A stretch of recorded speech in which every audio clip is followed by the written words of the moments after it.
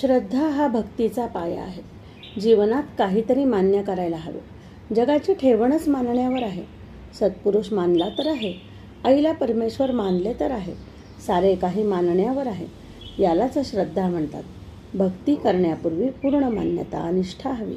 मानले तर आई, नाहीतर स्त्री. आपले सर्व जीवन मानण्यावरच आहे. परमेश्वर नाही मानला तर ते सत्याच्या विपरीत असल्याने दुःखाचे कारण होते. जो सत्य स्वीकारतो त्याला आत्मसुख मिळते. अनुभवाने हे मान्य करणे म्हणजे अध्यात्म. तुम्ही सत्य माना अगर मानू नका. ईश्वर त्याचे कार्य करीत राहणार.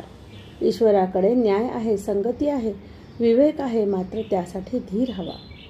धीर धरी रे धीरा पोटी, असती मोठी फळे गोमटी. जेवढा दोष जास्त असेल तेवढा तो जाण्यासाठी प्रयत्न करावा लागतो. त्यासाठी काळ जावा लागतो. दृढ विश्वास हवा.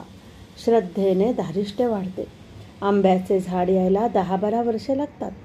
मन अस्वस्थ होऊ न देता वाट पाहणे म्हणजे श्रद्धा. भगवंत परीक्षा पाहतो. श्रीकृष्णाने सुदाम्याची परीक्षा पाहिली. श्रीकृष्ण मित्र असताना त्याला 12 वर्षे दारिद्र्यात काढावी लागली. श्रीकृष्णाला भेटायला आला तेव्हा द्वारपालांनी त्याला अडवले. ती रात्र झाडाखाली काढावी लागली.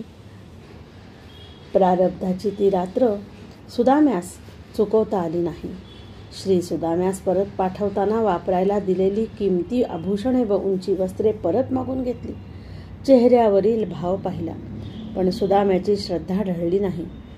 भगवंत धारिष्ट्य श्रद्धा तपासून घेतो. श्रीराम समर्थ.